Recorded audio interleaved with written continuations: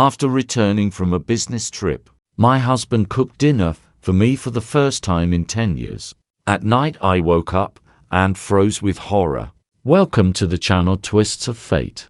Before we begin, write in the comments where you're watching from. We're really interested. We wish you an enjoyable listen to this captivating story. Anna stood by the window, watching a familiar grey car pull into the driveway. Michael was back. Had spent 2 weeks on a business trip, endless meetings with partners, negotiations, hotels. Over 10 years of marriage, Anna had gotten used to his absences. Used to him returning tired, silent, immediately sitting down at the computer to finish some reports. She quickly ran a hand through her hair, adjusted her robe. The apartment smelled fresh that morning. She dusted, vacuumed the living room carpet.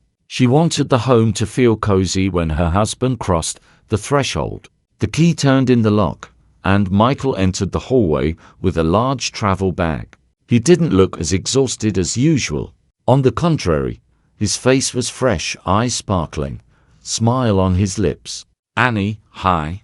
He set the bag down, stepped toward her, and hugged her so tightly she gasped in surprise. "I missed you so much." Anna was taken aback. When was the last time he hugged her like that? A month ago. 6 months. She tentatively hugged him back, feeling an unfamiliar warmth from the touch. "How was the trip?" she asked, pulling away. "Great." Signed the contract. Everything went smoothly. Michael kicked off his shoes, went into the room, tossed his jacket over the chair back. "Listen, I thought about it on the way. We haven't spent proper time together in so long. I'm always working, and not paying attention to you." Anna watched him silently. Something about his behavior was strange. Not bad, just unusual. Over the years of marriage, she'd learned to read his mood from little things: how he set down a cup, how he frowned looking at his phone, how he turned away when he didn't want to talk. But now he looked at her as if he was genuinely glad to see her. "Michael, what happened?" She tried to smile. "You're different. In a good way, I hope." He approached her, took her hand. "I just realized I need to appreciate what I have more. You do so much for the home, for me, and I don't even say thank you properly." Anna felt something tighten in her chest. Had he really realized this? Maybe something happened on the trip that made him rethink his life. She wanted to believe it so badly. "You know what?" Michael let go of her hand and headed to the kitchen. "I'll cook dinner today. Myself. You rest." Anna followed him with her gaze and shook her head. Cook dinner. Michael. In all 10 years of their marriage, he hadn't even fried an egg once.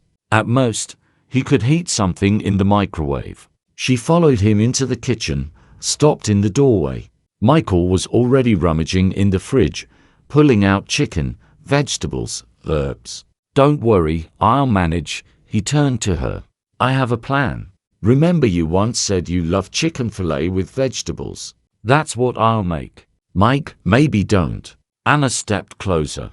"You're tired from the road, let me do it." No, he waved his hand. "I want to take care of you. Go sit, watch TV, or read a book. Dinner will be ready in an hour." Anna nodded uncertainly and left the kitchen. She sat in the armchair in the living room, picked up a magazine from the coffee table, but couldn't read. Thoughts tangled. On one side, it was nice that her husband finally paid attention to her. On the other, why so suddenly? What changed? Sounds came from the kitchen: the sizzle of oil in the pan, the chop of a knife on the cutting board. Michael's quiet muttering. He was clearly trying. Anna caught herself smiling. Maybe she's too suspicious. Maybe people really do change. An hour passed. Anna's head had started hurting that morning, some heaviness in her temples. By evening, it only intensified. She rubbed the bridge of her nose, closed her eyes. Probably blood pressure. Lately it happened often: heart palpitations, headaches splitting her skull. 3 months ago, her grandmother Helen had died. Anna's grandma was 91, and in her last years, she lived in a nursing home. Anna visited her every week, brought treats, sat beside her, listened to old stories. Grandma was the only close person after her parents' death. Mum died 5 years ago from cancer, Dad even earlier from a heart attack. When Grandma passed, Anna grieved sincerely. Then it turned out Helen had left her a two-bedroom apartment in the city center and a decent sum in a savings account. The apartment was old, needed repairs, but in a good neighborhood. The money, about $20,000 Grandma had saved her whole life, scrimping on everything. Michael was thrilled then. Said the apartment could be sold or rented, the money invested in something profitable. Anna nodded, agreed, but inside felt some awkwardness. This was Grandma's inheritance, the last thing left from the family. She didn't want to rush decisions. The inheritance documents were finalized a month ago. The certificate of inheritance Anna kept in a folder in the closet, along with other important papers: passport, medical records, insurance policy. Michael brought up selling the apartment several times, but she brushed it off. Wait, don't rush, we'll think about it. Maybe he was offended by that. Maybe he thinks she doesn't trust him. Anna didn't understand why she was delaying. Just some inner feeling telling her not to hurry. Annie, come here, Michael called from the kitchen. She got up from the armchair, went to the kitchen. On the table were 2 plates with neatly arranged chicken fillet baked with vegetables, bell peppers, zucchini, tomatoes, all beautifully sprinkled with herbs. Next to it, a fresh vegetable salad, bread in a basket. There, Michael proudly spread his arms. Sit, try. Anna sat down. The smell was appetizing, but her head hurt so much she had no appetite at all. Her stomach seemed knotted. She took a fork, cut a piece of chicken, brought it to her mouth. Michael sat opposite, watching her expectantly. Well, delicious, Anna chewed, smiled. Really, very delicious. He beamed. I tried. I want you to know you're important to me. I understand the last months have been hard for you. Grandma, paperwork, all that. You're holding up great. Anna lowered her gaze. The piece wouldn't go down her throat. Her head throbbed, everything swam before her eyes. She took another small piece, chewed slowly. Michael was already devouring, telling something about the trip. How he and colleagues went to a restaurant but kept thinking about home. You know, one partner there talked about his wife. Michael chewed, washing it down with water. Says she's always dissatisfied, constant complaints. And I thought how lucky I am with you. You never nag, never make scenes. A golden wife. Anna tried to smile, but it came out crooked. Golden wife. Convenient wife. Who stays home, cooks, cleans, and doesn't ask extra questions. She nodded, pretended to listen. She couldn't eat anymore. The plate remained almost full. Need to think of something, or he'll be offended. So much effort, and she didn't eat. You know, she carefully set down the fork. I need to go to the bathroom. Be right back. Of course. Go, Michael nodded, continuing to chew. Anna took the plate, stood up. Her heart pounded. Quickly passed by him, went into the hallway. In the bathroom, she locked the door, opened the trash can lid, and quickly dumped the plate's contents in. Covered it with paper towels. Looked at the empty plate, caught her breath. God, how stupid. He tried cooked, and she's throwing it away. But what to do? Not a bite would go down. Better he thinks she ate it all. She doesn't want to upset him. Anna washed her face with cold water, looked at herself in the mirror. Pale, circles under her eyes. 42 years old, but looks all 50. Michael had aged too gray at the temples, wrinkles around the eyes. But he at least took care of himself. Went to the gym, wore expensive suits. And she, housewife. 10 years ago, she quit her job as an accountant at a small firm when Michael started earning well. He said then, why strain yourself at that office for pennies? Stay home, handle the household. We'll have kids. They didn't have kids. Anna returned to the kitchen with the empty plate. Ate everything. Michael raised his gaze. Yes, she smiled. It was very delicious. Thank you. He stood up, approached her, hugged her shoulders. There, good. Means I'll cook more often now. Let's on weekends. I'll be in charge of dinner. Deal, deal. Anna pressed against him, closed her eyes. Her head spun. She wanted to lie down, sleep. Maybe take a headache pill. You look pale. Michael pulled away, looked at her face. Not getting sick. Headache a bit, Anna admitted. Probably blood pressure. Or the weather affecting. Lie down, rest. He stroked her back. I'll do the dishes, clean up. Don't worry about anything. Thank you, Mike. Anna looked into his eyes. Really? Nice that you're caring like this. I'm glad to. He smiled. Go lie down. I'll join soon. Anna nodded, went to the bedroom. Lay on the bed without even undressing. Covered herself with a blanket. Outside, it was already darkening. November evening short. By 6 it's like night.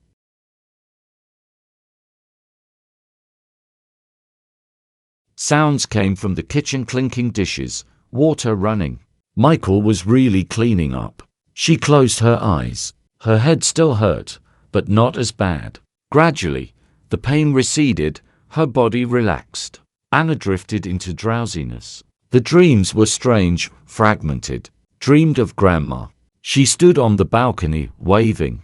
Mum called from somewhere far. Anna tried to go to her, but her legs wouldn't obey, heavy like stone. She woke suddenly from some sound. The room was dark, only faint light came from the hallway. Anna opened her eyes, not moving.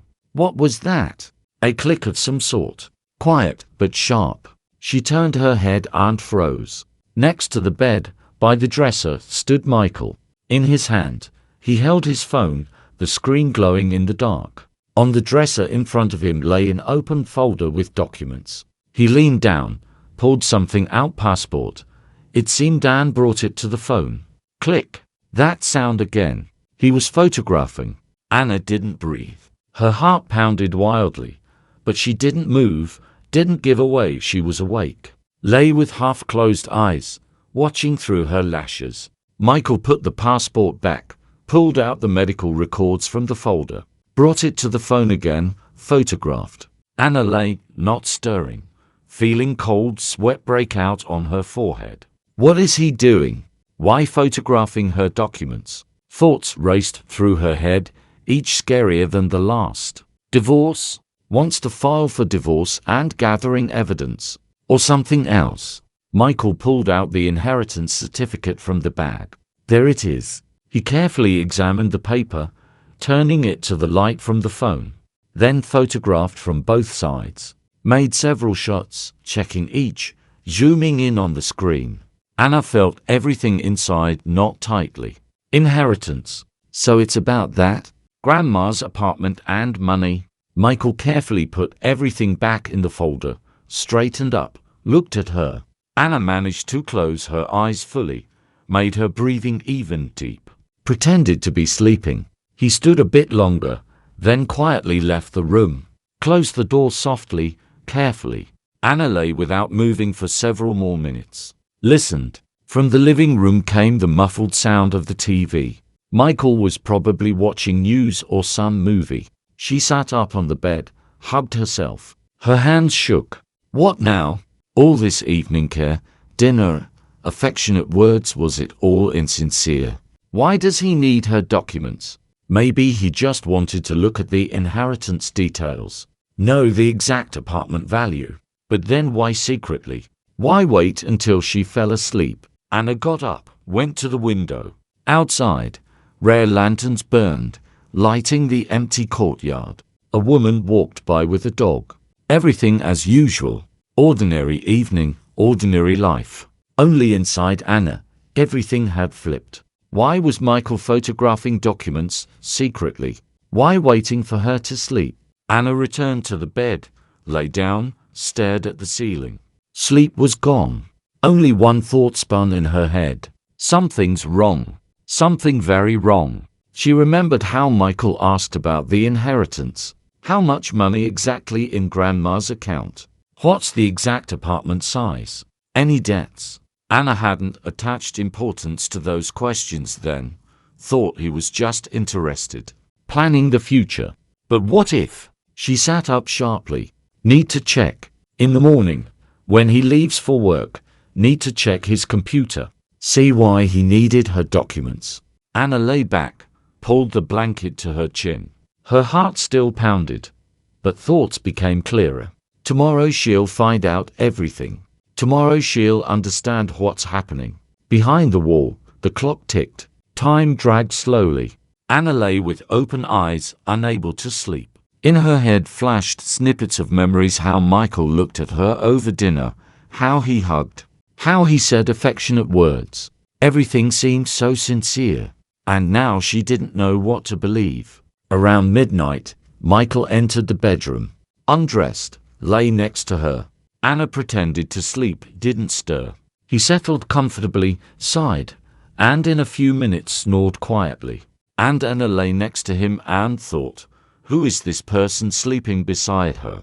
Does she know him at all? Or all these 10 years, she lived with a stranger who wore a mask of a caring husband. Morning came slowly, but Anna would wait and prepare to learn the truth. In the morning, Anna woke to the alarm sound. Michael was already sitting on the bed edge, stretching, yawning. She lay still, watching him through half-closed lids. He got up, went to the bathroom, came out in 10 minutes already dressed, grey suit, white shirt, tie. Businesslike, collected, as always in the mornings. Annie, you awake? He leaned over her, kissed her forehead. I'm off to work. Try to come back early tonight. Okay, Anna mumbled sleepily. She didn't want to sleep at all. Michael took his briefcase, keys from the car. The front door slammed. Anna heard the engine start below, the car drive out of the courtyard. She sat up sharply on the bed. Her hands trembled, but not from cold, from that tension that had built all night. Need to act fast. She has at most an hour, maybe an hour and a half, until Michael returns for something forgotten. Anna threw on her robe, went to the study. Michael worked at home at a large desk by the window. On it stood a laptop, stacks of papers, folders with documents. Usually, he locked the computer with a password, but sometimes forgot. She lifted the laptop lid. The screen lit up, password required. Anna knew it.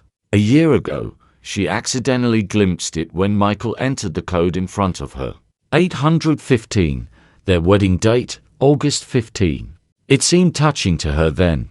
Now just convenient. Her fingers typed the numbers. The computer unlocked. On the desktop, several windows were open. Email, some Excel spreadsheets, Word documents. Anna looked around, where to start. She opened the documents folder, started scrolling through files. Contracts, invoices, presentations. Nothing personal.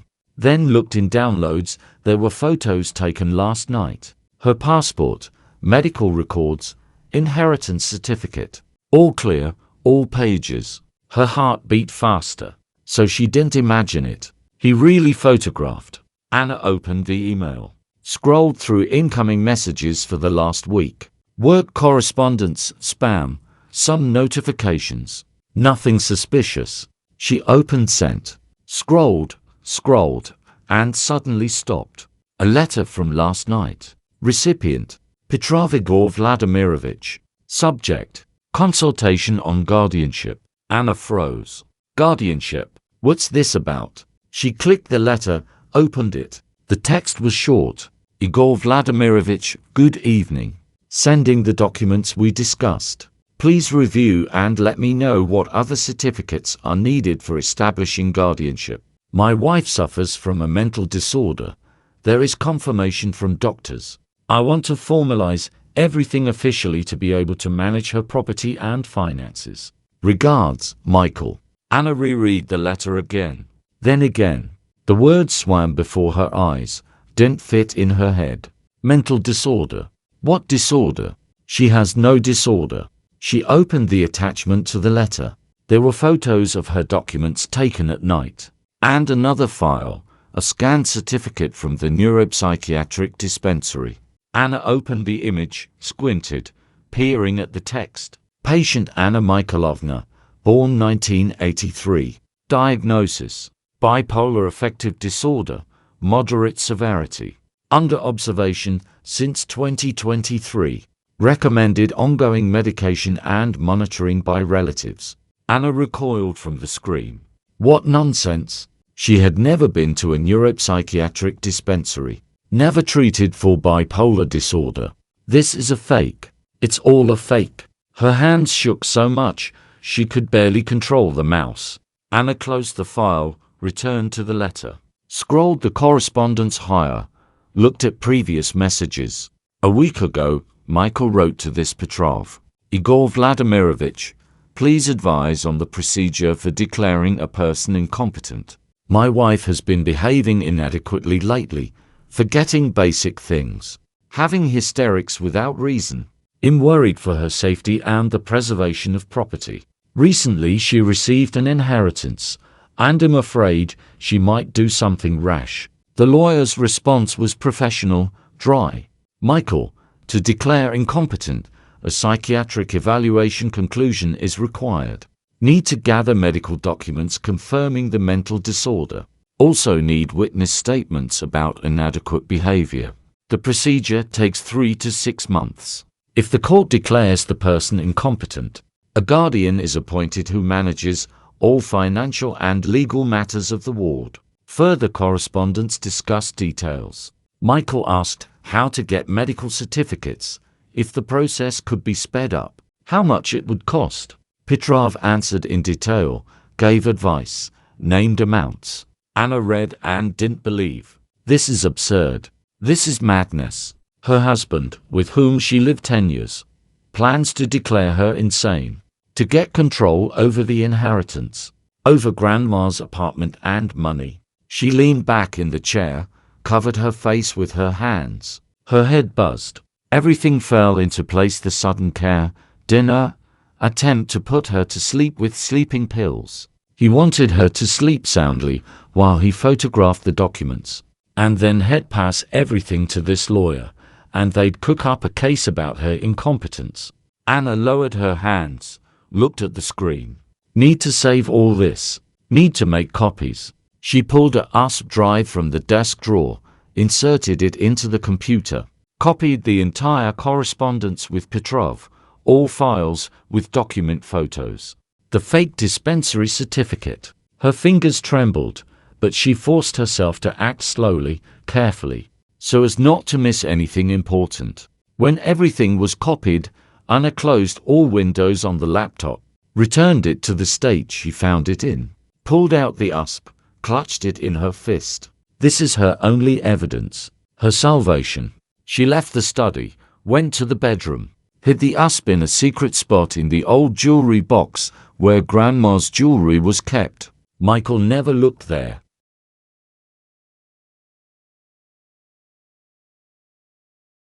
Anna sat on the bed edge, hugged her head. What now? Who to turn to? Police. But what will she tell them? Husband photographed my documents and corresponds with a lawyer. That's not a crime. Not yet a crime.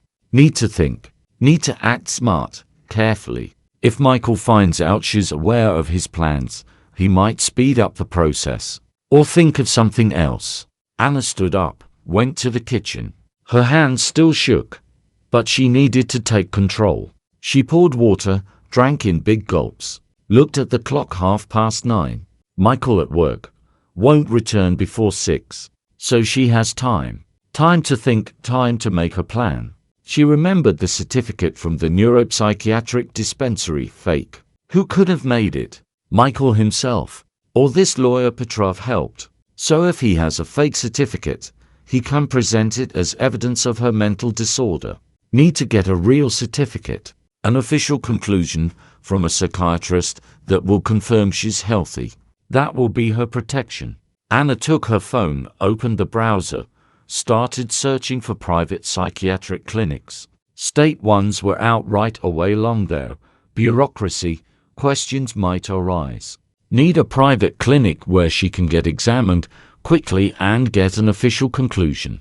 She found several addresses, wrote them on a piece of paper. One clinic was nearby, 20 minutes by subway. Harmony Mental Health Center. Appointments with a top category doctor, PhD in medicine. Can schedule for today.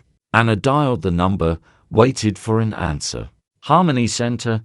Good day, a female voice responded. Hello, Anna tried to speak calmly, though inside everything trembled. I'd like to schedule an appointment with a psychiatrist. Possible today. Let me check. Pause. Keyboard clicks. Yes, there's a slot at 2 p.m. Will that suit you? Yes, perfect. Name. Anna Mikhailovna. Okay, noted. Come at 2, office 5 on the 2nd floor. Anna hung up. 2 o'clock. So need to leave in an hour. We'll make it. She went to the bathroom, looked at herself in the mirror. Pale face, red eyes, disheveled hair. Need to pull herself together. Need to look adequate, calm, so the doctor doesn't suspect anything strange. Anna took a shower, washed her hair, blow-dried it. Put on clean jeans, a light blouse, a cardigan, a bit of makeup, foundation to hide the pallor, mascara for lashes. Looked in the mirror again. Better. Ordinary middle-aged woman, a bit tired, but quite normal. She took her bag, put in her passport, medical records, money. Left the apartment, went down. Outside it was cold. November wind rustled bare tree branches. Anna raised her jacket collar, quickly walked to the subway. In the subway car, she sat staring out the window, not seeing her reflection in the dark glass. In her head spun what to say to the doctor, how to explain why she needs the certificate. Maybe lie, say for work, or for a visa. No, better tell the truth. A psychiatrist isn't someone you can deceive. He'll sense right away if she's lying. The Harmony Clinic was in a quiet alley, in an old mansion with high windows and white columns. Anna climbed the steps, pushed the heavy door. The lobby was warm, cozy, smelling of coffee and fresh flowers. Behind the counter stood a plump woman in her 50s, who nodded to the old lady like an old acquaintance. Eleanor, is that you? Long time no see. Tea? Yes, Nina, please. And for my companion too. They sat at a small table by the window. Nina brought 2 cups of hot tea and a plate of cookies. Anna wrapped her hands around the cup, trying to warm up. The chill was inside, not from the rain. Who are you? She asked the woman. How did you know? My name is Eleanor Johnson, the woman said. Not a gypsy, if you thought that. Former nurse. 40 years in surgery until retirement. Anna raised surprised eyes to her. But you said. About the vision, about the blood. Eleanor smiled, and the wrinkles on her face formed a kind, slightly sad smile. I said. And I didn't lie. Only it's not mysticism, dear. It's observation. 40 years in surgery, you learn to read people like books. I noticed your husband back at the bus station before boarding. He was circling the bus, looking around, nervous. Then he crouched by the rear wheel, like tying his shoelace. Only his laces were fine, I checked with a glance. And his hands, afterward, in something dark, oily. He wiped them on his pants, thought unnoticed. But I saw. She sipped her tea and continued. And when we boarded the bus, I watched him. Saw how he looked at you, like at the clock. How he fidgeted when the bus slowed. And he was calculating the stop. I read his lips. He was muttering numbers under his breath. 4. 4th stop. But you talked about visions. And how else would you believe me? Eleanor shrugged. If I came up and said, get off, your husband is up to something, you'd think I'm crazy and stay put. But this way, people believe in mysticism easier than facts, especially when it's about loved ones. Easier to believe in fate's predictions than that the person you've lived with for 20 years wants to kill you. Anna was silent. There was bitter truth in Eleanor's words. She really wouldn't have believed, would have brushed it off, decided the stranger was meddling, and stayed on the bus. And in half an hour. Thank you, she whispered. Thank you for not passing by. Eleanor covered her hand with hers. I couldn't pass by, dear. Too many people on that bus. 25 people. And that boy with his mother. No, I couldn't. They sat in silence, sipping tea, watching the rain through the window. Anna's phone rang again. Michael. She didn't answer. Couldn't. Didn't know what to say. 15 minutes passed. Then 20. Suddenly, sirens wailed in the distance. First one, then another. An ambulance rushed by, then a police car. Anna felt a chill. What is that? Probably an accident, Nina said from behind the counter. On the hill descent. Happens sometimes in bad weather. Slippery there. Anna stood up, her legs weak. The bus. Our bus. Eleanor paled. God. They ran out into the rain. Sirens were getting louder. More cars with flashing lights raced by. A fire truck. Another ambulance. People gathered on the roadside, peering down the road. Anna grabbed her phone, dialed Michael. No answer. Dialed again. Silence. We need to go there, she said to Eleanor. I have to know. Nina called a local guy with a car, and he agreed to drive them. The road to the descent took 10 minutes, but it felt like eternity. Anna sat in the back, clutching her phone, whispering like a prayer. Please, let it not be the bus. Please. But it was the bus, or what was left of it. The vehicle lay at the bottom of the ravine, crumpled like a tin can, wheels up.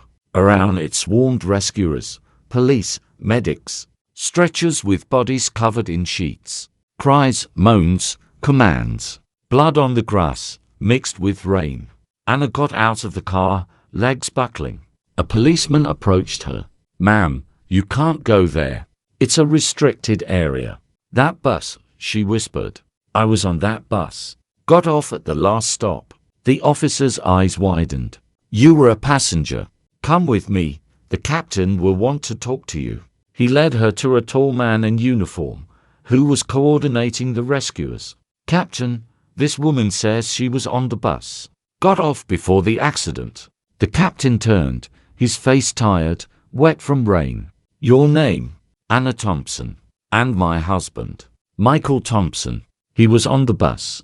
The captain nodded to an assistant. Check the list. While the assistant flipped through papers, the captain asked, Why did you get off? Felt something wrong.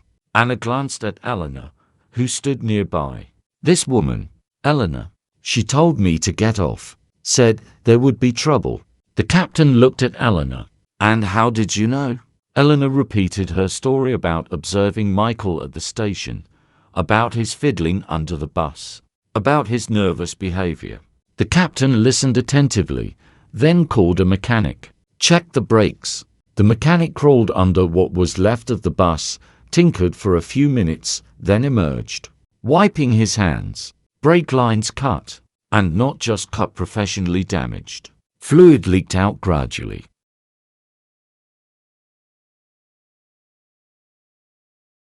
By the descent, brakes failed completely. Anna felt dizzy. Cut. Who? How? Your husband, Eleanor said quietly. I saw him fiddling there. The captain nodded. We'll check. But if it's sabotage? The assistant returned.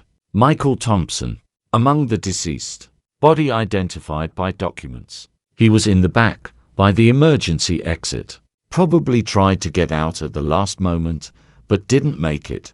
Anna covered her mouth with her hand. Dead. Michael was dead. The man she lived with for 10 years, the man who planned to kill her, was dead. Mixed feelings surged: relief, horror, grief, emptiness. But how did it happen? She asked. He planned to get off at the 4th stop, before the descent. The captain sighed. The driver said the bus didn't stop at the 4th. No one requested. Your husband probably waited too long, miscalculated the time, or got nervous when he saw you get off earlier. Anyway, he stayed on board, and when the descent started, he would have braked, but no brakes. Flew off the road at the first turn. 15-foot drop there. Bus full, about 25 people. He shook his head. Don't want to even think what it would have been. Anna's legs gave way. The captain caught her by the elbow and sat her on the bus step. "Breathe deeper," he said. "Like that. Again." She breathed as he instructed, but air wouldn't go into her lungs. Before her eyes stood the picture: the bus racing down the Serpentine without brakes. Passengers' screams, crashing off the road into trees or rocks below, twisted metal, blood. The very blood the woman in the scarf talked about. "And my husband," she whispered. "He was on the bus too. What did he want?" The captain exchanged glances with the mechanic. "Fourth stop," he said. That was his last stop before the descent. From our data, he planned to get off there. Say he felt sick or something. From there to the descent is still 2 miles. He would have had time to walk to a safe distance. Anna closed her eyes. So everything was planned. Every detail, every step. He planned to get off earlier. Leave her on the bus that would crash on the mountain descent in a few minutes. And then? What?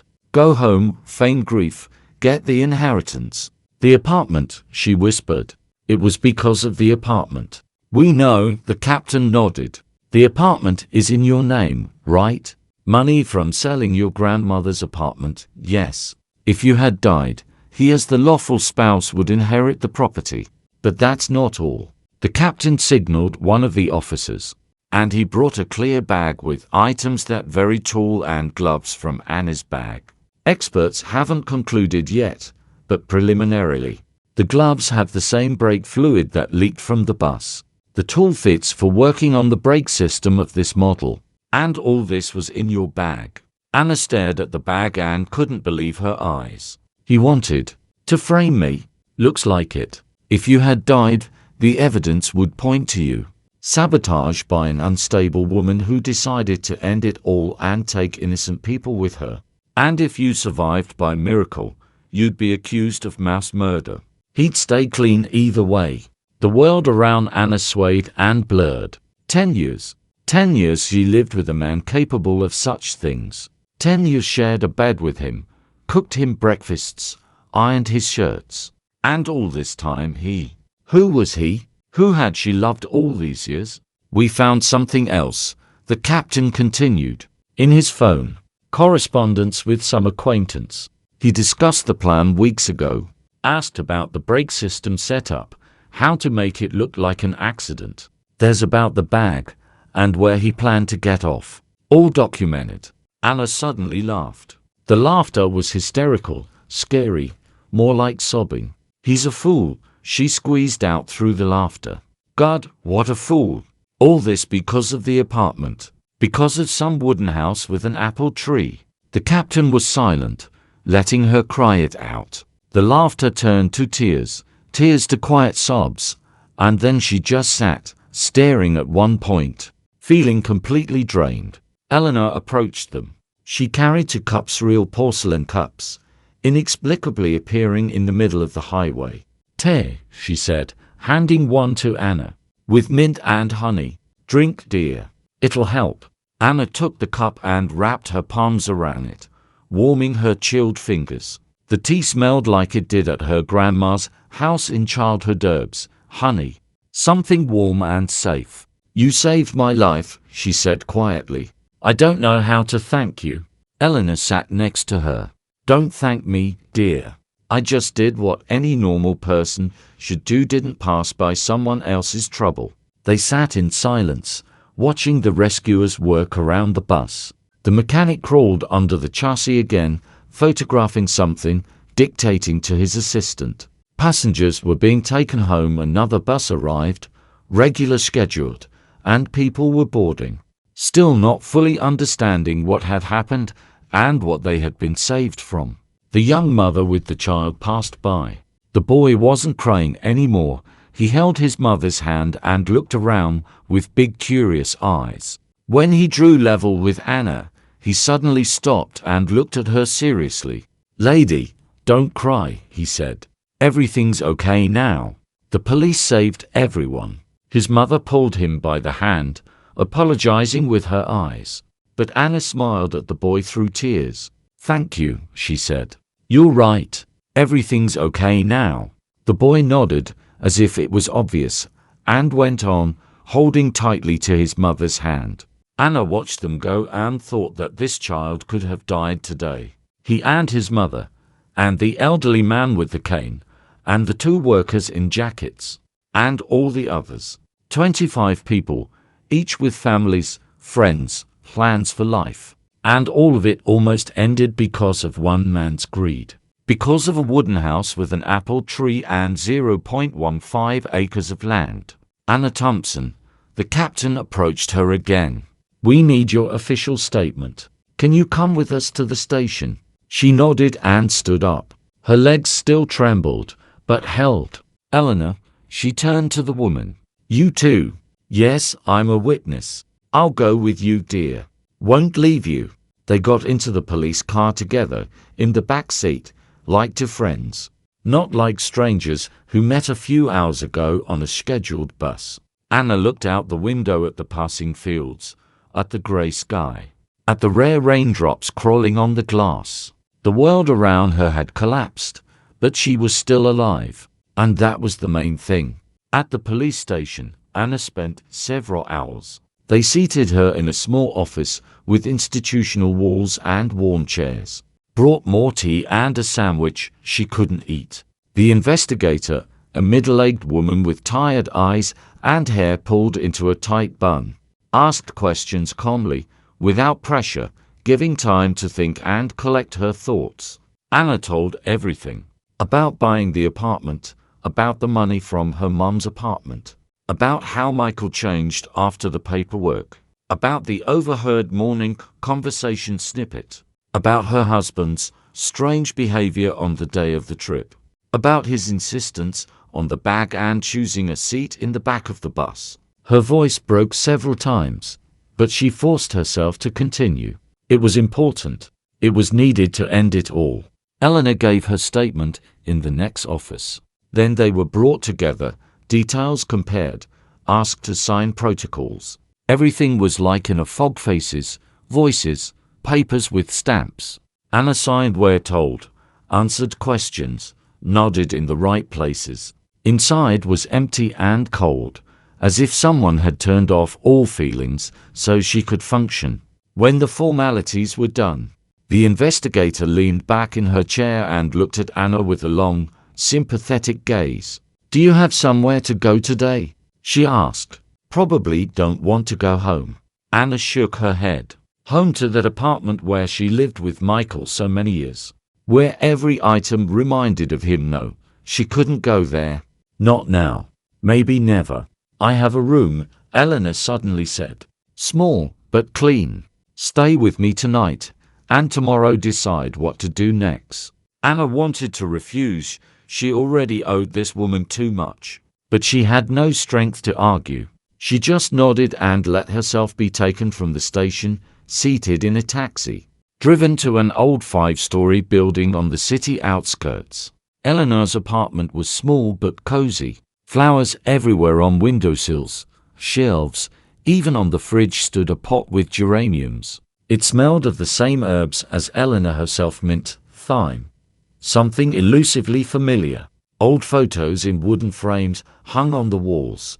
Embroidered napkins lay on the dresser. And in the corner, a cuckoo clock ticked quietly. "Make yourself at home." Eleanor pointed to the couch covered with a checkered blanket. "I'll brew tea now and put together something to eat. You haven't eaten properly all day." Anna sat on the couch and looked around. It was so unlike their apartment with Michael: modern, with trendy furniture, minimalist design that he loved so much. Here it was old-fashioned, simple, but somehow truly warm. Like at her grandma's in the countryside, where Anna went for summer vacations as a child. Eleanor returned with a tray tea in a pot-bellied teapot, a plate of homemade pies, honey in a glass jar. She sat opposite, in an old armchair with worn armrests, and started pouring tea into cups. "Eat," she said. "Pies with cabbage, baked them myself yesterday. And don't think about anything yet.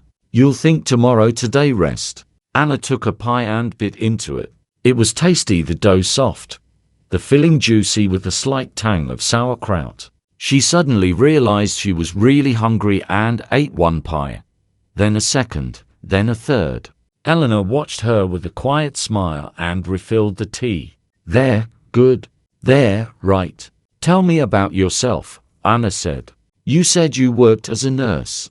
Eleanor nodded, and a special light appeared in her eyes, the kind people have when remembering something important. 40 years in surgery. Started as a girl, right after school. Operating room nurse. You know what that is. Standing next to the surgeon for hours, handing tools, watching every movement. You learn to read people by eyes, hands, breathing. There, in the OR, you can't make mistakes. One wrong move, and the person on the table might die. She paused, looking somewhere into the past. I've seen a lot in those years, good and bad. Saw people die and be born. Saw love save where medicine was powerless, and hate kill surer than any disease. Learn to notice things others don't see. Not because I'm special, just the job was like that. And family? Anna asked cautiously. Do you have someone? Eleanor shook her head. Had a husband once. Good man, doctor, worked together. Died 15 years ago, heart. God didn't give children. So I live alone, with my flowers and cat. Had a cat, Whiskers, died last year. Old, lived 18 years. There was no self-pity in her voice, only quiet sadness and acceptance. And today, where were you going by bus? Anna asked. To a friend. Village. Her birthday tomorrow, 75. Wanted to arrive early, help with cooking. But see how it turned out.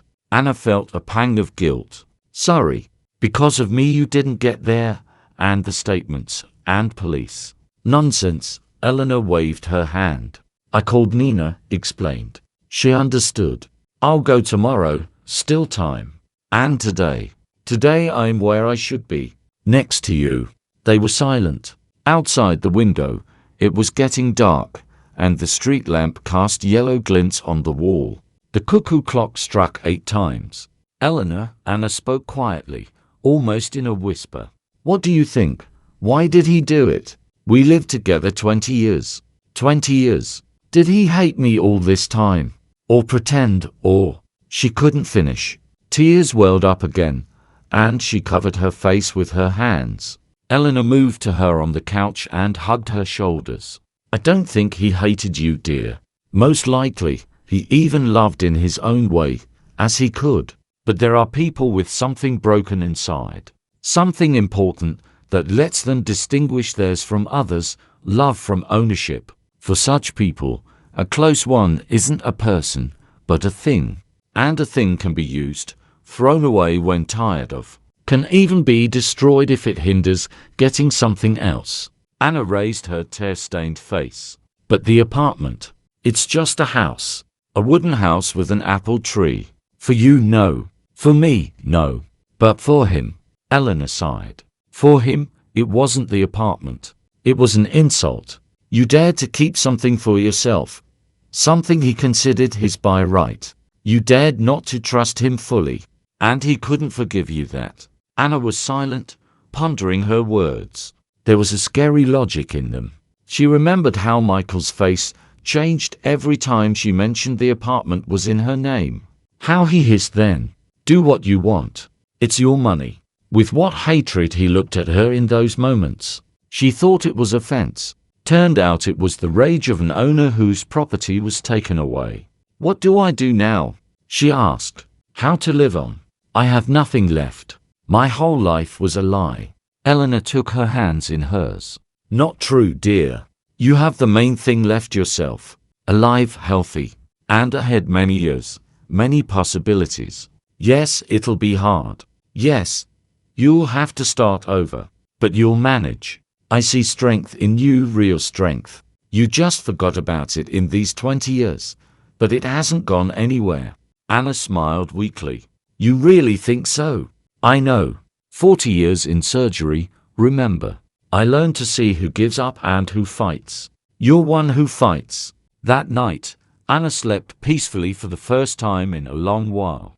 Maybe fatigue took its toll. Maybe the herbal tea Eleanor brewed for her before bed. Or maybe just having someone nearby who wished her no harm. For the first time in many months, she felt safe. In the morning, a phone call woke her. The investigator reported that Michael had given a confession. He told everything: how he planned the accident, how he studied the brake system, how he chose the day and route, how he planned to get off at the fourth stop and wait for news of the crash in a safe place, how he planted evidence in his wife's bag to direct suspicions at her if needed. He says he didn't want to kill the other passengers. The investigator's voice was dry, professional. Says he thought only about you, that the others were just collateral damage. Anna felt nauseous. Collateral damage. 25 people, the young mother with the child, the elderly man with the cane, the workers in jackets, all of them were just collateral damage to Michael. Unimportant, unnecessary, accidental victims of his plan. What's he facing? She asked, though she almost didn't care.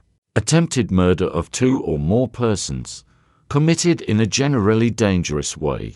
From 15 years to life. Considering he fully admitted guilt and no one was hurt, likely 15 to 20 years. 15 to 20 years. Anna tried to imagine that time.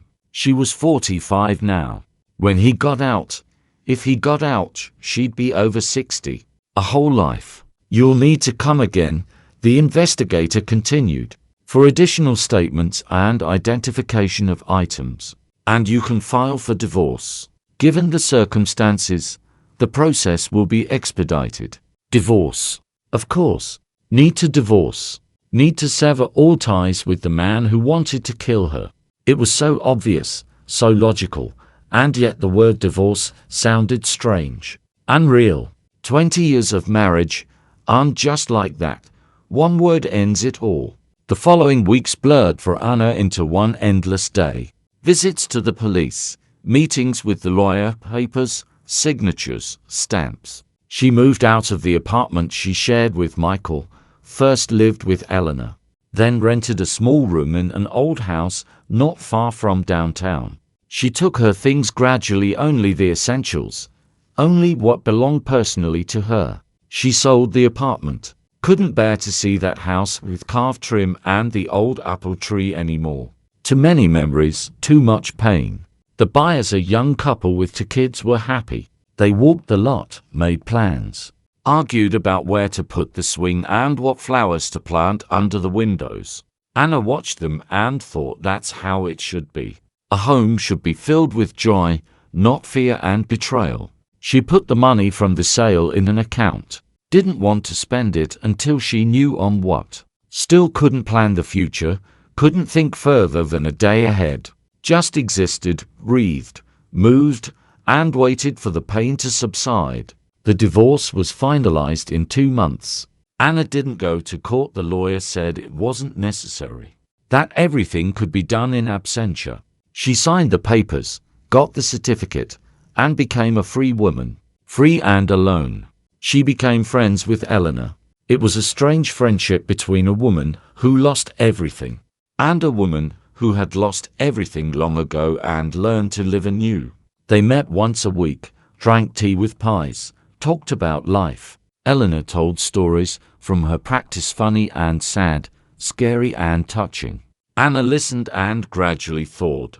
Once, already in winter, when a blizzard swirled outside and the city drowned in snowdrifts, Anna came to Eleanor with news. I'm leaving, she said, to another city. My cousin lives there. We haven't seen each other in years, but she invites me. Says they need an accountant at her work. And that's my education. Anyway, I decided to try. Eleanor smiled. Right decision, dear. New place, new people, new life. That's what you need. I'll miss you. Anna felt her eyes sting. You did so much for me. If not for you then in the bus. If not me, someone else would have found. Or you'd have felt the danger yourself and got off. No need to thank me, dear. I just did what any normal person should do, didn't pass by someone else's trouble. They hugged tightly, long, like people who had been through a lot together. You come visit, Eleanor said.